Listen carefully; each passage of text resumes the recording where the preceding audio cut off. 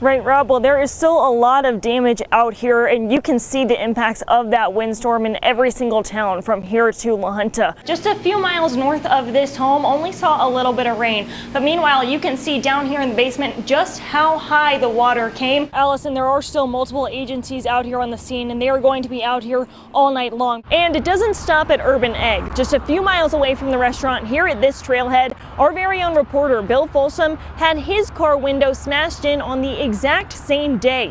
You can still see the glass here where his car was parked. Take a look at this massive tree that turned over earlier today. This is a sight that you can see on nearly every street corner in town right now. This box is stocked full right now of different food items that people can come in the community and take if they need it, or donate anything that they no longer want. So many voters were driving through this roundabout right behind me, dropping off their ballots, making sure their votes would count in this election. Woody, walk us through what happened, what's going on here, what do you know so far? He's been here less than a week, and the 11-week-old puppy is already bringing so much joy to the already high-stress environment.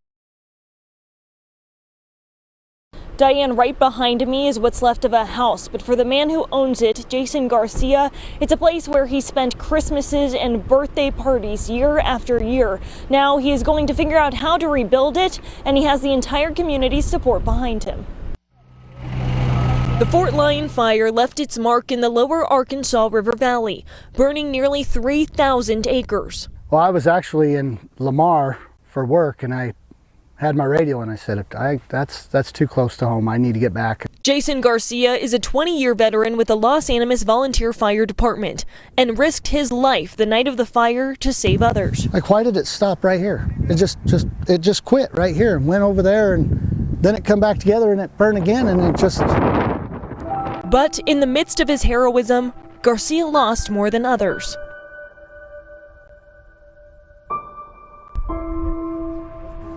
Lots of childhood memories and everything, and kids run around, we run around. We always had get-togethers with friends and family.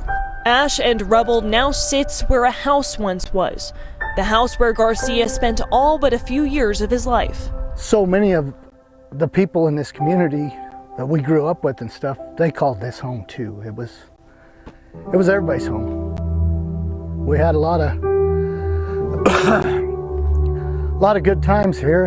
And that same community immediately rushed to Garcia's side, offering clothes, food, money, and anything else he might need. Something like this happens, there's so many people that everyday life just stops, and it's just helping hands everywhere. They just come a-running from everywhere. It's indescribable. It really is. Garcia says now it's time to move forward. Start over. Start completely over. That's the hardest part.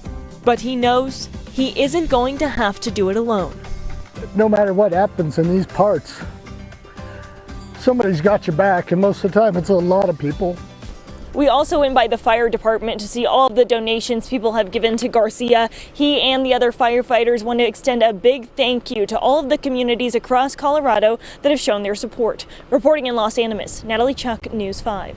Right, Diane, Connor's family remembers the hours leading up to his suicide, trying desperately to prevent it. Now his dad wants to do his part to ensure fewer families with military members experience what theirs is going through. He had more personality than a whole bunch of people put together. David McDaniel flips through a book full of memories.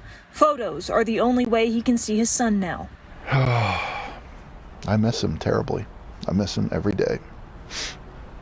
Connor McDaniel came home from serving in the Army in Afghanistan. After settling back into everyday life in America, the brave and strong 26-year-old found himself struggling with relationships, money, and a new career path. A storyline too many other veterans find themselves in. I'm his father.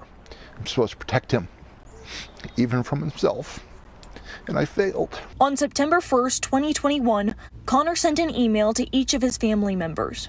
He felt like his entire life would have been a series of bad experiences, sprinkled with happiness.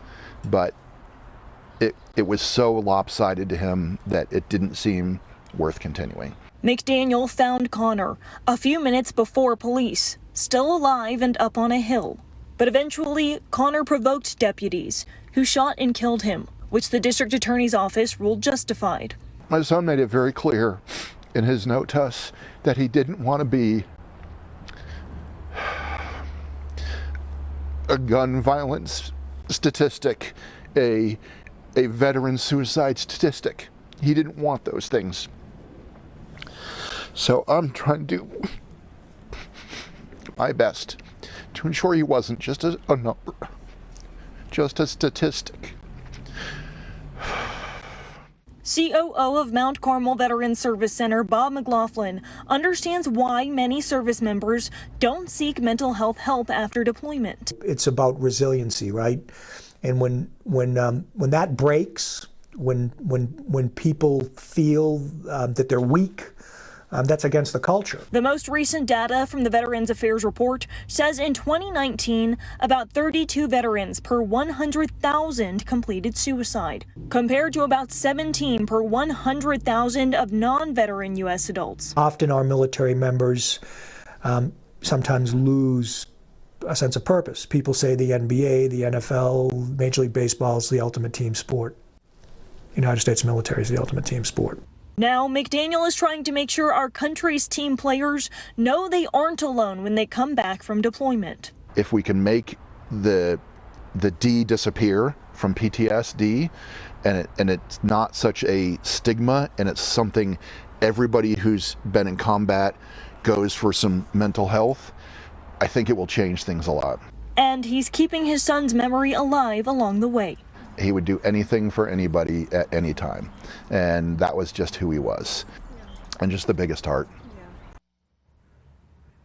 McDaniel wants to get a conversation going with the Senate Armed Services Committee about actually requiring anyone who comes back from deployment to get some sort of mental health services, and he hopes to eventually draft a piece of legislation for the state to sign off on. Diane? Right, Andy, I am so excited to tell you all about Bruno. He's a pit bull who spent an entire evening waiting for his owners to come back and get him after they dropped him off at a park. Weeks later, he is in a new home temporarily while he gets ready to serve other veterans in our community.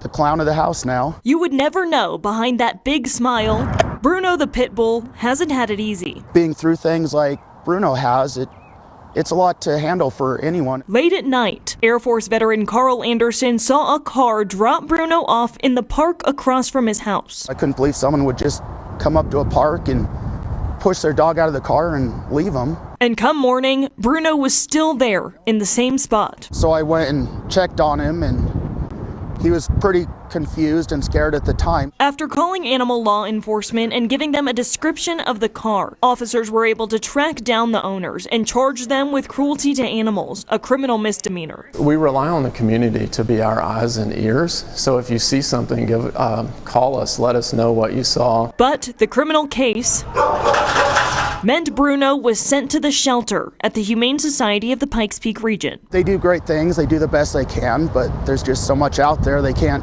save every dog, and he wasn't doing real well in the kennels there. With a little help, Bruno was transferred to a local rescue. And now, Bruno, he's back by Anderson's side. my family's already fallen in love with him, so it won't be easy passing him on. At least for now, Anderson and his family are fostering Bruno while he gets ready to join the nonprofit Victory Service Dogs, training dogs to become service animals and pairing them with a veteran who needs one. From whatever life he left behind unwillingly to helping make someone else's life a lot better. And a new leash on life for Bruno, laying on the porch instead of left in the park.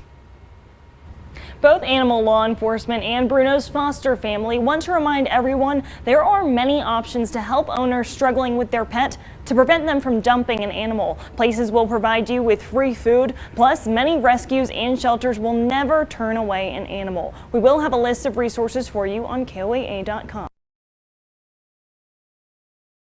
We know our Colorado Springs firefighters respond to grass fires and house fires, but some of the most frequent and important calls they respond to are dangerous crash scenes. That's exactly what we saw in a pair of rescues overnight. The CDC sent a team to New York to investigate an identified case of polio in the state. Triple-digit heat in Colorado Springs today. I know I am hoping for some cooler weather in the days ahead. Alan Rose is here with our First Alert 5. Alan, do you have any good news for me? 2 people in Pueblo are now dead after a crash on I-25 southbound, about 7 miles south of the city. Now to a story that is positively Colorado. A local man is using the skills he honed over decades as a saddle maker to help veterans with the physical and mental disabilities that can come with war and a career in the military. And if it's for everybody, Brady, even I can try. I'm not very athletic, but we said that we would give it a shot, Absolutely, right? yes. We need to get paddles. I'm very competitive, but I'll be on your team. Then I'll let you win. Yeah, I'll let you win.